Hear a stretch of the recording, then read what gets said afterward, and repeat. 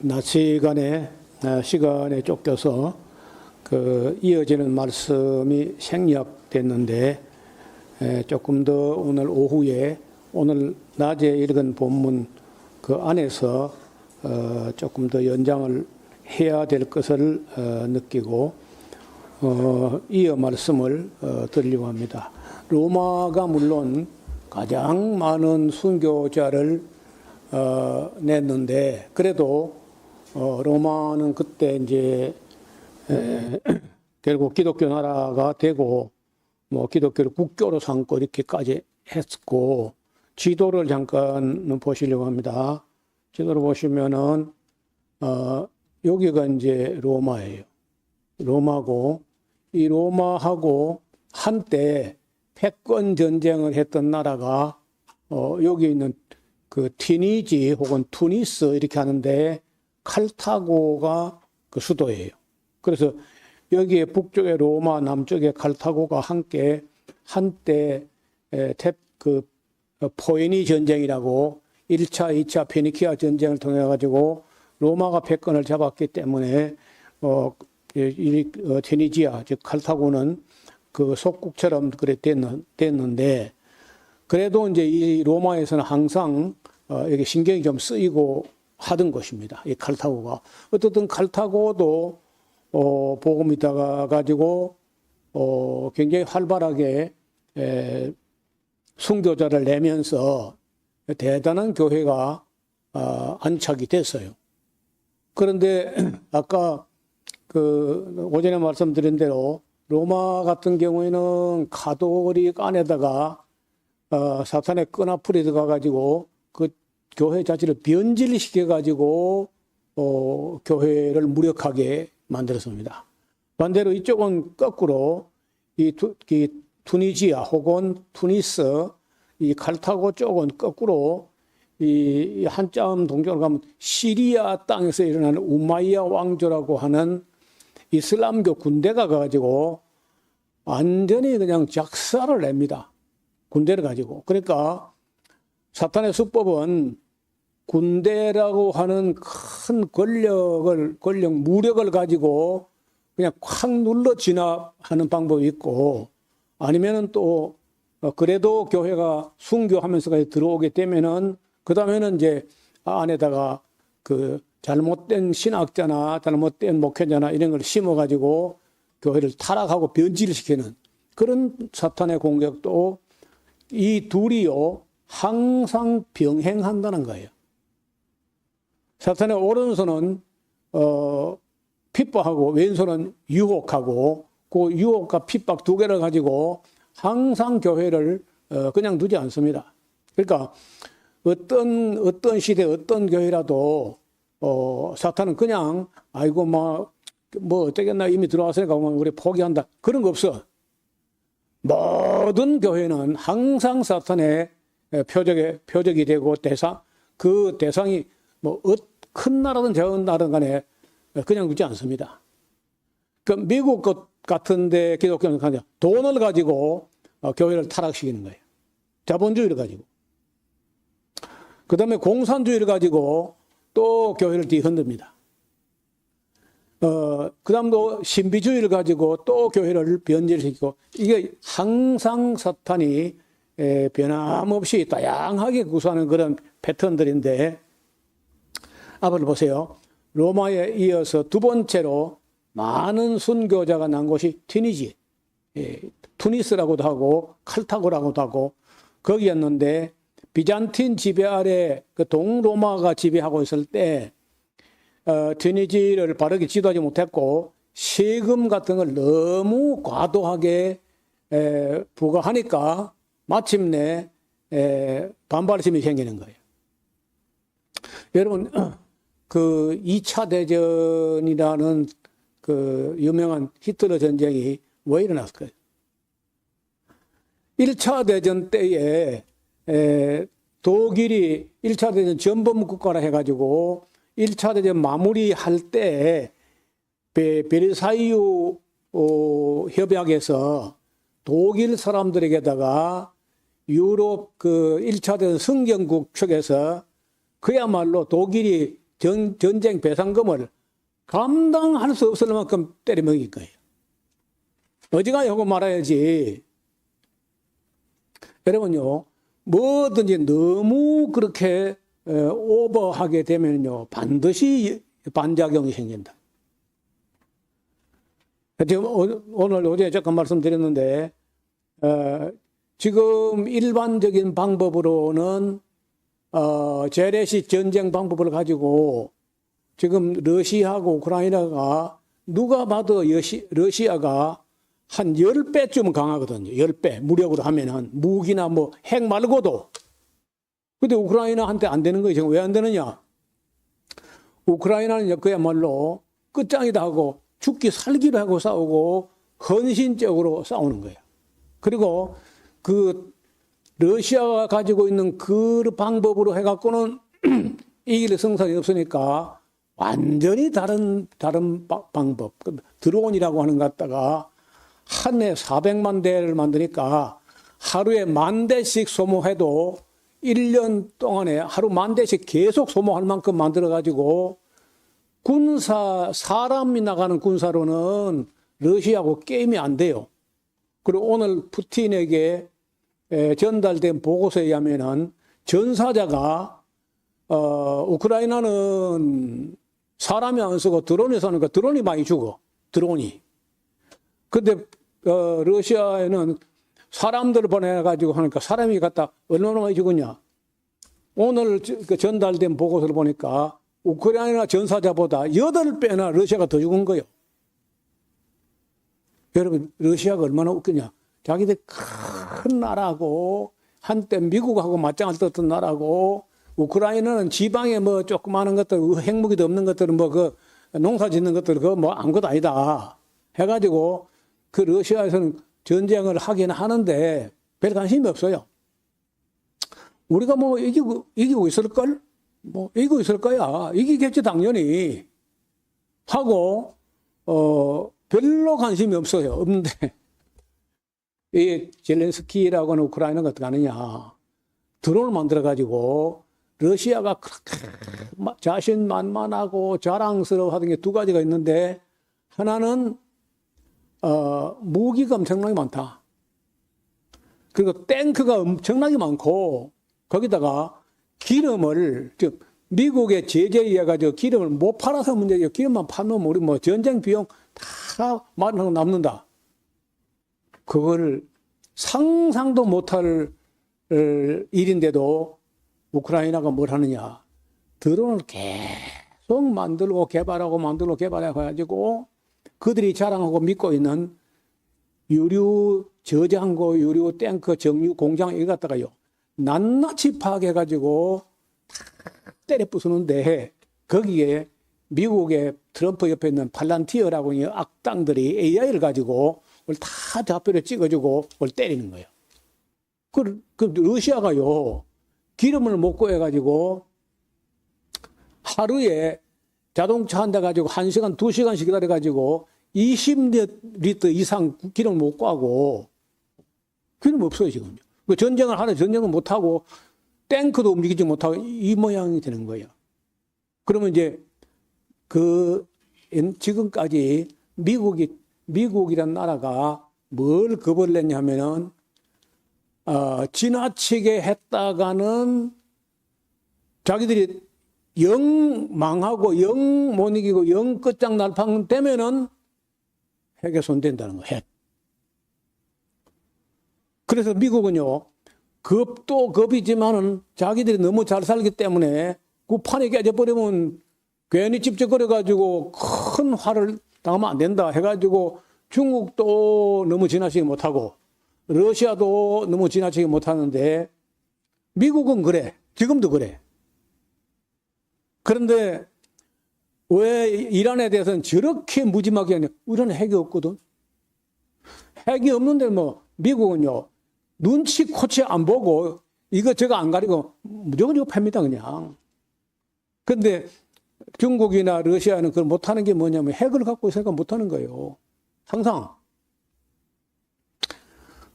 여러분 그래서 만약에 지금 오늘 보고를 받은 푸틴이 뭘 만들 거냐면요. 만약에 미국하고 우크라이나가 그 많은 드론을 가지고 자기들이 소중한 모든 시설을 다 때려 부수면은 마지막 카드는 남아 있어. 그 핵이야. 만약에 핵을 우크라이나에 던지면은 그 우크라이나만 던지고 말까요? 반드시 프랑스 때릴 것이고 독일 때릴 것이고 영국 때릴 것이고 폴란드 때리거든. 그러면 영국하고 프랑스는 핵을 갖고 있다고. 그러면 핵을 둘 다 쓰게 될 것이고, 그러면 3차 대전 일어나는 것이고, 미국도 쓸 것이고, 미국 쓰면 중국 핵을 쓸 것이고, 이렇게 하면요, 역사 끝나는 거죠.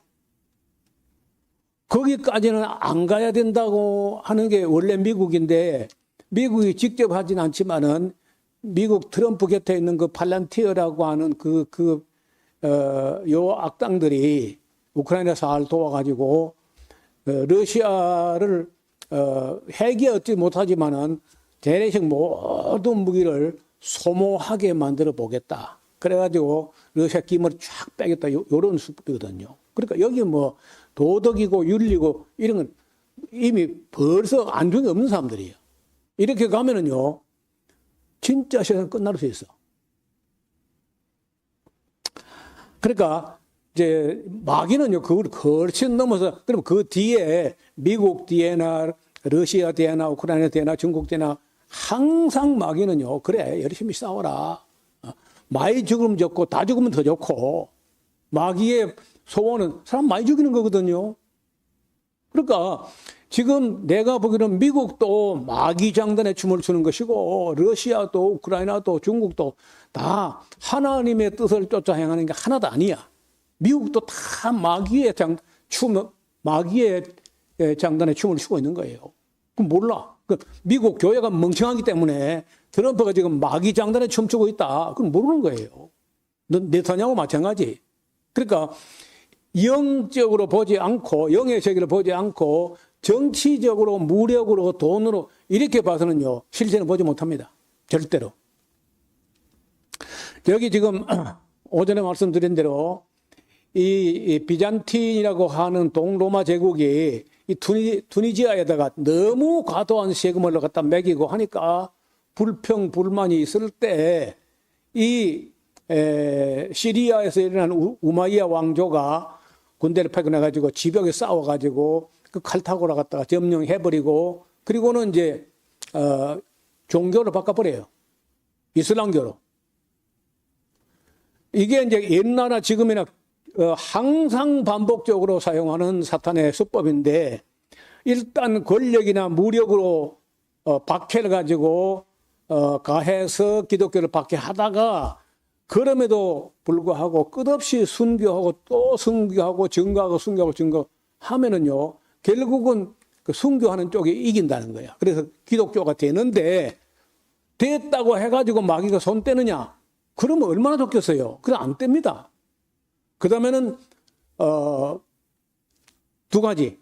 또다시 이슬람교 같은 무지막지한 종교를 만들어가지고 가서, 끌어버버리든, 기독교 세력을 끌어버버리든지, 아니면 교회 안에다가 마귀가 끈앞을 변질시키는 끈앞을 넣어가지고 타락시키든지. 또 하나는요, 욕심을 부추겨서 탐닉하게 하고 여자들을 이용해요. 마귀가 여자를 또 이용합니다. 미인계를 써가지고 타락시키는 거예요. 전쟁을 통해가지고 마구잡이기로 사람을 죽이는 방법도 있어요. 이보다 미국만 하는 거예요. 그러니까 미국 뒤에는요, 진짜 고등 마귀가 있어가지고 미국 무력을 가지고 죽이고 돈을 가지고 죽이고, 지금은 현재는 AI를 가지고 막 사람 죽이는 거예요. AI 가지고. 그래도 되지 않을 때는요, 교회에다가 신비주의 방언같은 집어넣어가지고 교회를 타락해. 그러니까 이 사탄은요, 수법이 아직도 많이 남아있어. 세상 끝날까지. 그렇게 하게 되면은 불안해가지고 사람이 사람을 어떤 나라도 믿을 수 없고 개인도 믿을 수 없고 어떤 조직도 유엔도 아무것도 믿을 수 있는 게 없어요. 그러면서 사람 마음속에 그 무언가를 믿던 신뢰가 완전히 바닥을 보이게 되고 예수님 말씀대로 인자가 올 때 세상에서 믿음을 보겠느냐 하는 시대가 온다는 거예요. 근데 그게 굉장히 빨리 오게 생겼어. 나는 지금 세상 돌아가는 것보다 내가 생각한 것보다 훨씬 빨리 종말에 다가올 수 있겠다. 그런 생각을 떨칠 수가 없습니다. 자, 어떻든 이 모든 괴계를 다 넘어서야만 스스로의 신앙을 지켜낼 수가 있습니다. 그러나 지난 2000년을 돌아보면 지구상에 남아있는 참된 그리스도는 거의 찾아볼 수가 없게 됐어요. 정말 예수님 말씀대로 인자가 올 때 세상에서 믿음을 보겠느냐 할 정도로 믿음은 다 변질되고 타락했습니다.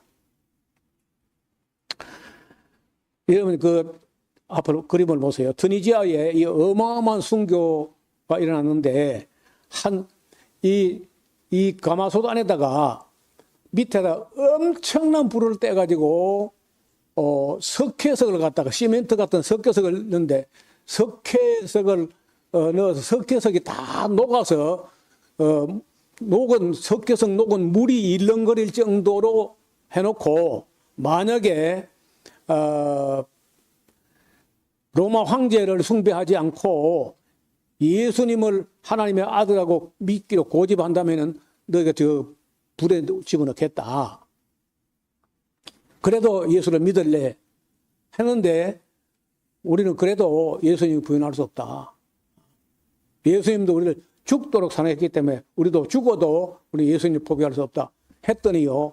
여기다가 사람들 다 집어넣은 거야. 다 집어넣었더니 나중에 그 사람들까지 하얗게 석회석으로 변해버렸다는. 그래서 이거 갖다 화이트 마스, 백색 무리의 대순교라고 300명을 석회석 끓는 가마솥에 집어넣었던 사건이 이 바로 투니스에 일어난 거예요. 투니지. 이 사건은 매우 유명한 사건이고 기독교 박해가 일어났던 첫째가 이탈리아 로마였고 두 번째가 이 투니지인데 이 투니스에서 이런 어마어마한 대사건이 납니다. 그때 성녀 페르페투아하고 펠리치타스라는 사람이 또 순교하게 되고 카르타고에 시프리아노라고도 하고 키프리아누스라고도 하고 뭐 발음을 두 가지 합니다. 258년도에 이런 굉장한 인물들, 그야말로 초대 기독교 대학자들이고 주교면서도 순교를 하게 돼요. 근데 그 당시에 로마 황제는 발레리아누스 황제 때인데 키프리아누스 주교는 기독교 집회를 금지하고 황제에게 제사 지낼 걸 요구하는 로마 총독의 명령을 거부하여 유배를 당했다가 결국은 사형 선고를 받고 순교합니다. 순교할 때 오전에 약간 말씀드린 대로 의연한 죽음을 맞이하면서 사형장으로 걸어갈 때 수많은 카르타고 신자들이 그의 뒤를 따르면서 우리도 주교님과 함께 죽게 해달라고 외쳤다는 거예요.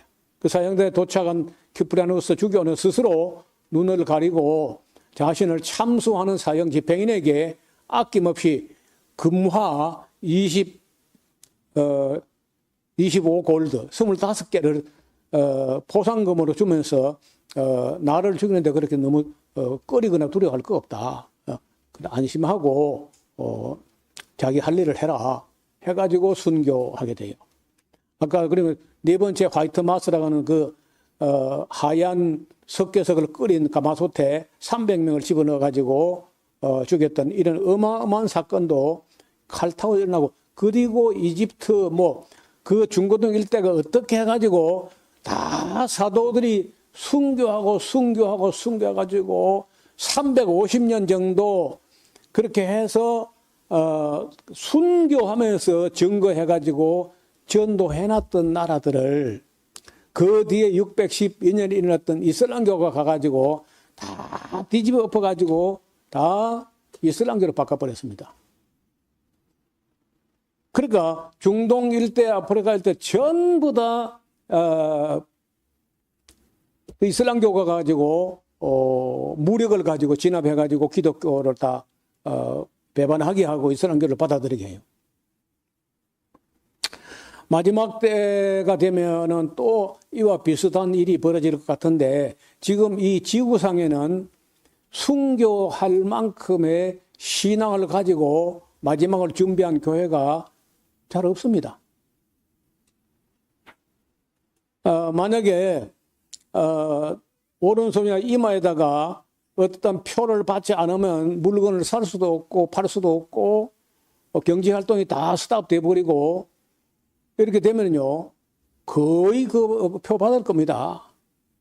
특히 우리 장로교 목사들은요 그런 표는 네론 카이사르라는 말일 뿐이고 이미 다 지나갔고 이제는 그런 표 받아도 아무 상관없다고 가르치는 게 장로교 목사들이에요.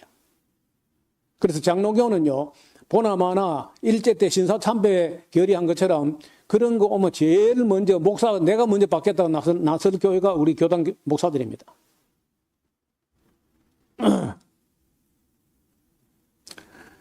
오전에 잠깐 말씀드렸죠. 위대한 순교자들 이 책인데 존 폭스라는 사람이 책을 썼고 맹용길 박사가 우리말로 옮겼는데 이 책에 이제 보면은 초대교회 제일 먼저 순교한 사람은 스데반 집사죠.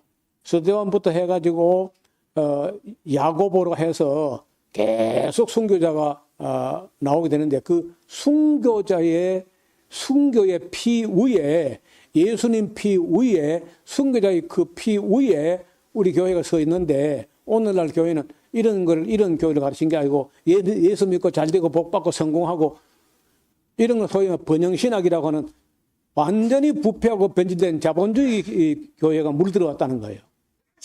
그래서 이런 교회 가지고 마지막 대박해 시대에 믿음을 부지할 수 있을까?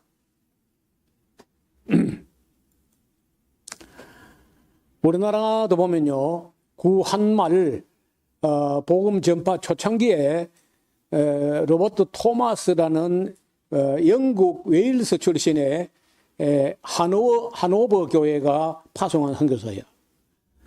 1866년도 미국 상성 제너럴 셔먼호를 타고 대동강에 와가지고 성경을 나누어 주다가 병사들에 의해서 대동강면에서 순교합니다. 순교를 해보도 못하고 죽으면서 내가 죽으면서라도 이걸 전하는데 꼭 읽어보시라. 이게 이분이 뭐 제대로 상륙해서 선교 활동 제대로 해보지도 못하고 돌아가신 거예요. 그 다음에 1848년도부터 1893년까지 한국의 최초의 개신자 순교자가 나왔는데 평안북도 의주 출신으로 만주에서 존 로스 목사 선교사를 만나서 존 로스 목사가 한국 땅에 발도 안 대보고 한글로 번역을 우리 선교를 번역했던 사람이에요. 제가 원직교회에 있을 때 그 존 로스 목사님의 손녀딸 되는 사람이 찾아왔더라고 원직교회를요. 그 자기들 성을 로가로 쓰는 거예요. 로스라 해가지고 로. 그래 이 백홍준 씨가 세례를 받고 성경 번역을 도왔는데 국내로 들어 비밀리에 복음을 전하다가 의주 간과에 체포돼 가지고 모진 고문을 당 끝에 옥중에서 순교한 게 우리 한국의 그 토마스 선교사 말고는 이분이 먼저 선교예요. 그 다음에 이제 아시는 대로 유명한 주기철 목사.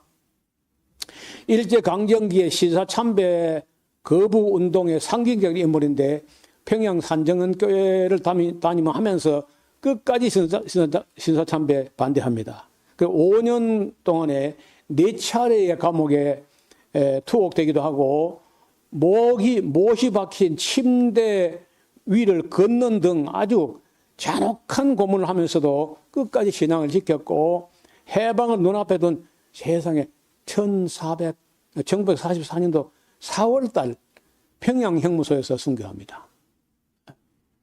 1년 4개월만 지나면은 해방을 맞이할 텐데 우리 강복주 노래에 기어이 보시려던 어른님 번님 의하리 그런 말이 있어요. 그 해방 그 독립을 보고 싶어서 기어이 보시려던 그 어른님 번님들이 해방되고 나니까 그렇게 한스러운 거죠. 이기풍 목사, 제주도에 그러니까 우리 한국의 평양신학대학교가 생겨가지고 최초의 목사 7명이 한날에 안수를 받았는데 그중에 한 분이 이기풍 목사예요. 제주도 선교사로 갔어요. 가가지고 노령에도 불구하고 전남 여수 우항리 교회에서 사역하던 중에 신사참배를 반대하는 이유로 가혹한 고문을 받았습니다. 그리고 고문 후유증으로 인해서 74세 나이로 순교하게 돼요. 이기풍 목사. 그 다음에 이제 박관준 장로라고 역시 평신도 다시 한번 장로이면서 신사참배를 거부하고 하다가 이제 순교했고, 최상림 목사라고 하는 분, 영남 지역의 신사참배 반대 운동의 중심 인물인데 신사참배 반대 투쟁을 조직적으로 끌다 체포돼서 옥고를 치렀고 광복을 불과 3개월 앞두고 1945년도 5월 달에 고문 후유증으로 순교합니다. 최상림 목사. 그 다음에 이제 그 뒤에 지나서 6.25 나도 그 해에 손양원 목사, 말씀드린 대로 사랑의 원자탄으로 불리는 인물이죠. 일제 강점기 신사참배 거부로 옥고를 치르기로 했는데 한센시 병 요양원인 여수 애양원에 병현을 헌신합니다. 그리고 1948년도 여순 사건 때 두 아들 동인이와 동신이를 잃게 되는데 자기 아들 둘을 쏘아 죽인 아들 그 사람을 우리 자기 부모를 죽인 사람을 불구 대천지 원수라 그러잖아요. 그보다 더 큰 원수가 자기 아들 둘을 죽인 사람 아닐까? 그 자기 아들, 생때 같은 자기 아들 둘을 쏘아 죽인 사람을 양아들로 맞이해가지고 사랑해요. 처음에는 안 믿어지니까 이게 무슨 말이 아니다. 아들 둘을 죽인 나 같은 거 어떻게 아들로 받아들여가지고 아들 3단 말해가 안 믿은 거예요. 근데 워낙 이 손양원 목사님 부부가 그렇게 진심을 다해서 그 사랑하는 걸 그래 보고 감동이 돼가지고 나중에 목회자가 된다고 이 사람들이요. 그 다음에 이제 나중에 이분은요 6.25 전쟁 피난을 거부하고 나병 환자 곁을 지키다가 공산군에게 체포돼가지고 미평동 가수원에서 손양원 목사 순교해요. 그 다음에 김익도 목사라고 유명한 부흥 강사였죠. 1874년부터 1950년을 살았던 분인데 한국교회 초기 최고의 부흥사이자 이적의 종, 평양 대부흥운동의 주역이었고 이후 전국을 다니며 수많은 교회를 세우고 이적을 해하던 부흥사예요. 6.25 전쟁 중에서도 황해도 신천교에서 예배를 인도하는 중에 철수해가던 물러가던 공산군에 의해 가지고 교회 마당에서 총격을 받고 순교합니다. 문준경 여자 전도사, 한국의 개신교 여성 순교자의 상징인데 전남 신안군 앞바다의 수많은 섬을 나룻배를 타고 왔다 갔다 하면서 수십 개의 교회를 개척하고 섬 주민들의 어머니 역할을 자처하던 사람인데 6.25 전쟁 당시에 새끼를 많이 깐 씨안답이라는 모함을 받으면서 그 신안군의 정동리 백사장에서 공산군에 의해 가지고 순교합니다.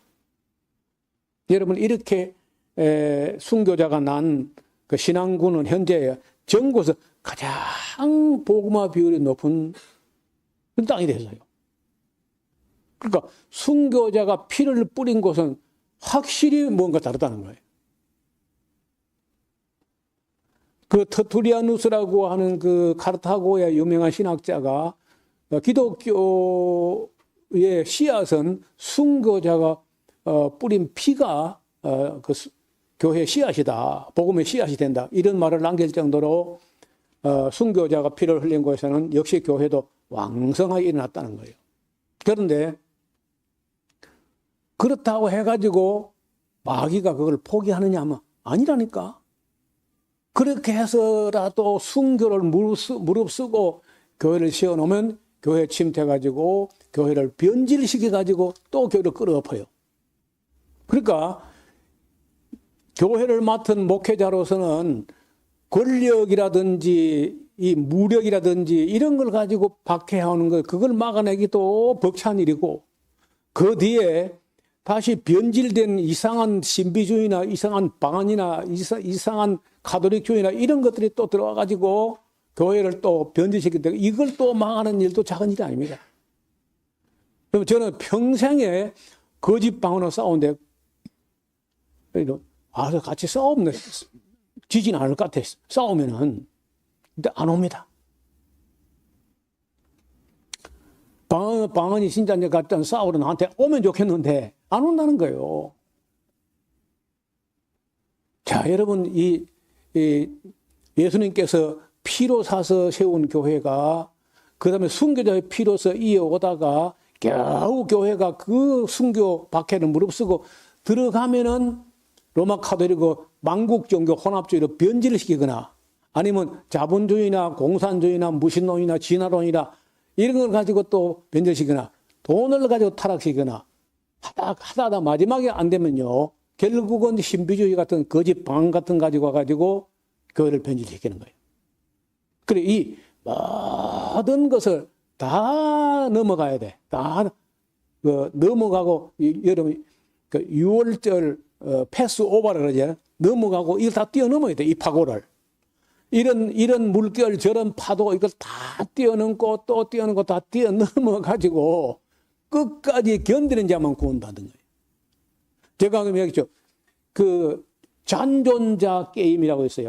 서바이벌 게임이라고. 이 동그라미 2개 해놓고 OX 해가지고 번번이 맞아야 돼. 마지막까지. 그게 몇 번일지 몰라요. 우리가 항상 오른편에 서기를 몇 번이나 해야 되는가. 제가 한 번은요, 이런 생각을 해봤어요. 내가 만약에, 말도 안 되는 소리지만은, 다시 태어나서, 다시 인생을 산다면은, 어떻게 할까?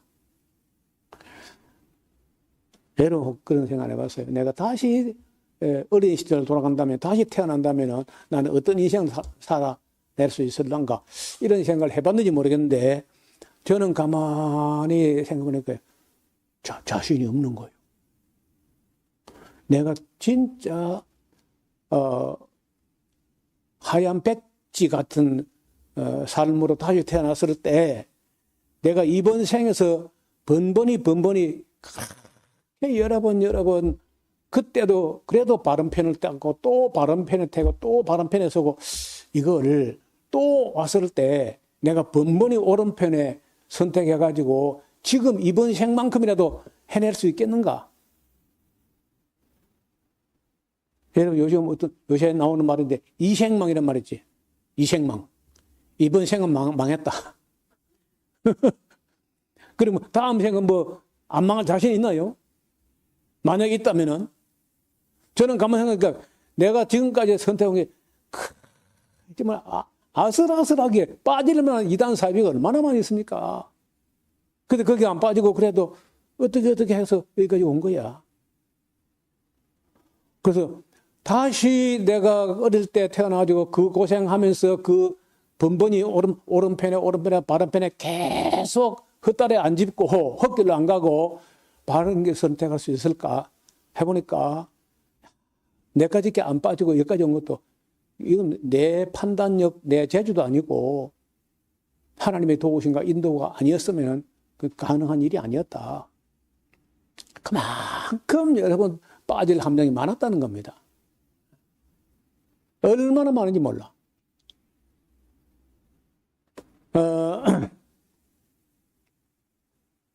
그래서 우리가 저는 이제 더 얼마 안 남았고 여러분도 뭐 많이 남은 가대도 얼마 안 됩니다. 그거.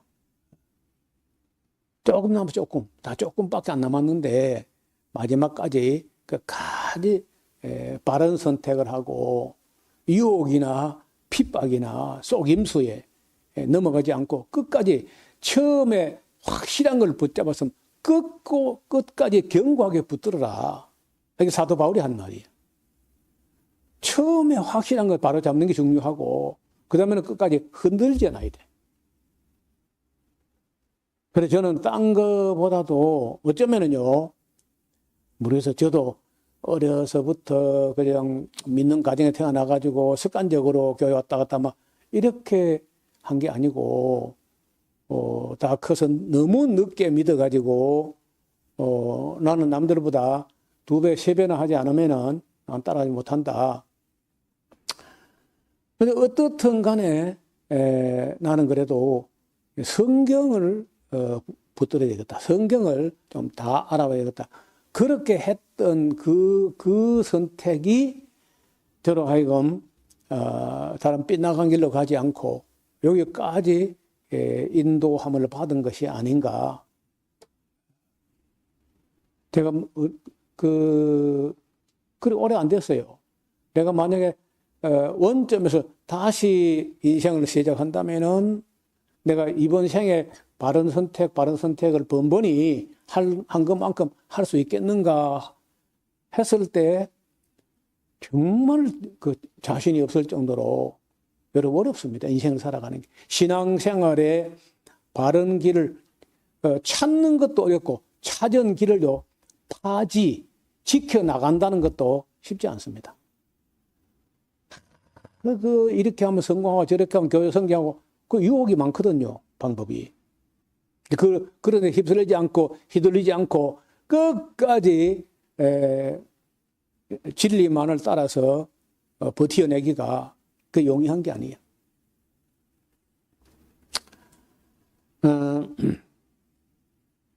제가 누가복음을 보면서 누가가 이제 역사가 였고 또 누가도 역사적인 기록을 찾으려고 노력하고 저도 이제 그러면 비슷한 면이 있는데 그래서 역사는 되풀이되지 않습니다. 비슷하게 순환되는 것 같지만은 흐르는 물에 두 번 손을 씻을 수 없다고 그래요. 다시 오지는 않습니다. 비슷하게 어떤 패턴이 있긴 하지만은 그래서 앞으로도 만약에 마지막에 지금 우리가 지금 하는 이 너무 급하게 돌아가고 기존 질서가 다 지금 트럼프 1기, 2기 2번을 맞이하면서 모든 국제적 기존 질서는 다 배치가 되거든요. 지금 다 흔들리고 있어요. 다. 지금 이제 최종적으로 뭘 보게 될 것이냐 하면요. 달러 패권. 페트로달러라고는 이 달러 패권이 만약에 미국이 도저히 그 많은 부채를 감당하지 못해가지고 스테이블 코인이라든지 뭘 이런 거 만들어가지고 결국은 지금 달러 패권 자체가 완전히 흔들려 버리고 이것마저 기준이 없이 막 이제 흔들리게 되면요. 그때는 이제 결국은 디지털 화폐로 갈 거란 말이에요. 그리고 끝나는 거예요. 여러분 이미 스웨덴 같은 데가 디지털 화폐로 가가지고 지폐를 없애버렸거든요. 그 지금 후회 막급하다는 거예요. 지금 우리 정부 하는 걸 봐서는요. 그것도 뒤지면 죽는 줄 알고 디지털 화폐 또 먼저 받아들일 거 아닌가 한국이. 그래서 지금 통장이나 신용카드나 지폐 싹 없어져 버리고 전부 다 봉급이 디지털 숫자만 찍혀 나오는 그런 식으로 되면은 그 카드 누가 더 빼앗아 가면 안 되니까 나중에 결국 오른손이나 이마에 표를 받으라. 단백질 칩이라는 게 나와가지고 이거를 스캔하게 되면 그냥 다 자동적으로 결제가 이루어지는 그런 시대가 오면은 그럼 얼마 안 남은 거예요, 이제는. 그리고 지금 이란하고 이스라엘 전쟁이 끝난 게 아니거든요. 그러면 만약에 이 전쟁이 격화돼 가지고 어차피 이판사판이다 할 정도 되면은 이란에서 쏜 미사일이 예루살렘에 있는 그 황금돔 사원, 알-악사 사원이 박살났다. 그러면요, 이스라엘 네타냐후 저 미친놈 같은 놈이 그 이란이 쏴서 없어진 거야. 우리가 쏜 거 아니다. 하면서 이왕 그래 되면요, 그 터 빼앗아 버립니다. 네타냐후요. 그 옛날 아브라함을 바쳤다는 그 바위 위에 세워진 그 이슬람 사원인데 그 밀어버리고 거기다 제3성전이란 걸 세우게 되면은요, 정말 종말로 가는 거예요, 이제. 요새도 누가 가짜뉴스를 만들려고 예루살렘에 있는 그 황금돔 사원의 마당이 지진으로 나가 쫙 갈라진 그림을 자꾸 올리고 있었던 미친놈들이.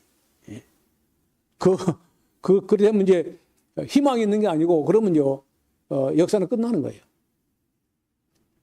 그래서 몇몇 장면들이 아직 남아있는데 너무 엄청난 사건이기 때문에, 거기까지 가겠는가, 그렇게까지는 안 가겠지, 뭐 이렇게 하지만은, 만약에요, 이란이나, 아니면 헤즈볼라나, 후티 반군이나, 이런 사람들이 이래도 저래도 안 된다 할 때는요, 너 죽고 나 죽자 하면서 어차피 죽을 바에는 마지막 카드를 꺼내가지고 푸틴이든지 이스라엘이든지 간에 핵을 던지기 시작하면은 누군가 한 번 일본 히로시마 나가시 그건 너무 작은 것들이고 지금 핵은 그런 작은 게 없어요. 암만 전술 핵이라 할지라도 누가 썼다 하면요 상승작용이 일어납니다. 여러분 우리가 어디 가서 한 대 맞아봐요. 그래 너도 이에는 이 하면서 나도 한 대 맞았는데 이렇게 안 합니다. 한 대 맞으면요 5 때린다 5대. 5 때려 100대 때려 100대로. 이런 상승작용이 일어나게 되면은 인간은요 걷잡을 수 없이 끝나. 역사라는 게 지금까지는 조심조심 하면서 해왔는데 여러분 나라가요 이래도 안 되고 저래도 안 되고 하면요 나중에는 뭐 그냥 엉망이 됩니다. 엉망이. 지금도 좀 그런 면이 있어요. 지금도.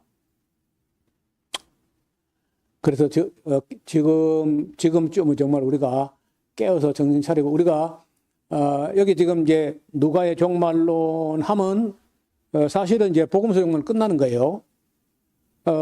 그리고는 이제 요한 종말론은 따로 요한계시록 별건으로 책의 맨 끝에 나오잖아요.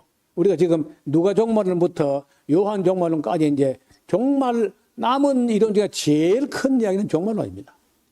물론 뭐 그 중간에 고린도 전후서 이런 것 때문에 은사론 방언 문제 이런 것도 다루게 되겠지만은 어떻든 지금까지 가장 불안한 신학 문제가 있다면 그건 종말론이에요. 해결이 안 돼 있거든 아니요. 지난 2000년 동안 어떤 사람도 계시록을 제대로 풀어낸 사람도 없었고 종말론이 완성이 안 된 거예요.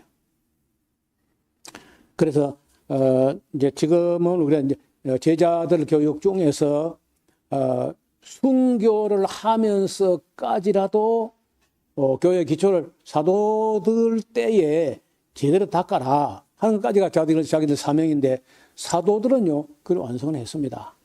제대로 완성을 했고 순교하면서 그 다음에 이제 속사도 사도의 뒤를 이은 속사도 교부들의 시대에 가가지고 흔들리게 돼요. 그 흔들린 이유는 나중에 이제 그 장면도 공부하겠지만은 가장 근본은 성경을 통전적으로 가르치는 걸 실패해버려요. 그리고 종교회의 할 때마다 싸움이 벌어져가지고 한 무더기 이단으로 내몰리고 나중에 다 이단이라고 잘라내고 딱 남은데 남은 몸통이 제일 큰 이단이야. 그게 카톨릭이야. 가톨릭이 이단이라고 종교재판해가지고 잘라내고 다 이단이 되는데 남아있는 몸통이 더 큰 이단이 되고 말았다니까. 그게 그대로 끝날 뻔했다가 1517년에 말틴 루터가 일어나가지고 개혁의 기치를 들고 있는데 개혁이 된 게 아닙니다. 개혁을 시작한 것뿐이라. 그리고 한 100년 정도 뭐 개혁 좀 어떻게 하다가 흐지부지 돼버리고 말았어요. 그래서 지금 지구상에서 주님 오실 때까지 절대 흔들리지 않은 교회는 그리 많지 않습니다. 그래서 잘 새겨 들어보시고 우리가 마음을 한태로 묶어서 우리 교회 샤론 장로교회만큼이라도 또 한국교회 많지 않지만은 하나님 말씀을 창세기부터 계시록까지 가르치는 그런 공감하는 교회들만이라도 끝까지 지금 현재의 신앙의 순수성을 이어가지고 주님 오실 때까지 그 주님 오실 때 그래도 교회가 몇 개는 깨어 있을 거 아니야 다. 지금 온 세계 없어요. 온 세계 다 교회가 잘못되고 있다. 거의 다. 저는 그런 데 관심이 많아가지고 오래전부터 교리 비평, 신학 비평 이런 걸 냉철하게 비평해 볼 때 정말 많이 잘못됐다. 오늘은 그 순교자 이야기를 오전에 이어서 말씀드리기 때문에 이까지는 참 그래도 잘 순교하면서 잘 했는데 문제는 그 뒤에 이슬람교를 막아내지 못했다는 거예요. 16억이 지금 이슬람교로 넘어갔고 기독교는 질이 멸렬돼 버리고 여러분 오늘 우리 한국교회 보세요. 통일교 기독교에서 나간 거예요. 그것도 통일교. 신천지 그것도 기독교에서 나간 겁니다. 안상홍 주인의 정강훈파 그리고 한국의 기독교 구구파 다 아들에게 물려주는 구구파가 똑같잖아요. 뭐 차이가 있나요? 다 방 안에 빠져 있고 그래. 뭐 교회 같은 교회가 별로 없는 거야 다. 한국도. 그러니까 가장 살아있다고 하는 교회가 새벽 기도까지 하는 교회가 이 모양인데 다른 나라 뭐 말해 뭐 하겠어요. 중국 교회도 이미 다 방 안에 팔려갔습니다. 인도네시아 다 마찬가지. 필리핀 다 마찬가지. 다 방 안에 다 팔려갔어요. 나는 그래서 뭐 다른 데 빠졌단 말로도 방 안에 그 신앙을 팔아먹었다는 데서 정말 용납이 안 돼요. 그 목사들의 분별력에 관한 문제인데 끝까지 뭐 이번에 또 제가 어떻든 그 요한복음 지나가면은 바로 사도행전이 나오는데 사도행전부터 바울 서신까지 해서 그 성령론 뭐 은사 문제 이런 것 이번에 제대로 다루어서 남기려고 합니다. 여기 오신 여러분들이 1차지만은 나는 그 1차만 아니고 2차적으로 이걸 잘 영상으로 남겼다가 그래도 진리를 찾는 사람들이 접할 수 있도록 그걸 남기려고 마음 먹고 있습니다. 기도드리겠습니다. 하나님 아버지, 이탈리아, 로마 다음으로 선교자가 많이 났던 티니지가 결국은 이슬람교 우마이야 왕조에서 멸망하고 그때부터는 중동 일대, 북아프리카 일대가 도미노처럼 다 이슬람교에 쓰러지고 말았습니다. 사도들이 피땀 흘려 세웠던 순교의 피가 흘려졌던 곳이라도 다 이슬람교에서 다 무너지고 말았고 훗날 오스만 트루코 일어나가지고 거의 유럽 남구라파 일대까지 전부 스페인까지 다 점령당하면서 한때 이슬람 때문에 기독교 존망이 위태할 때까지 갔었습니다. 우리 아버지 하나님, 그러나 하나님께서 택한 백성들을 권념하시고 그들을 위해서 날들을 감하셨던지 조금 남아있는 사람들, 그중에서 성경 66권을 제대로 읽었다고 하는 사람들 정말 많지도 않은데 이들만큼이라도 세상 끝날까지 변함없이 자기 믿음을 지켜나갈 수 있도록 은혜를 베풀어 주옵소서. 예수님 이름으로 기도드리옵나이다. 아멘.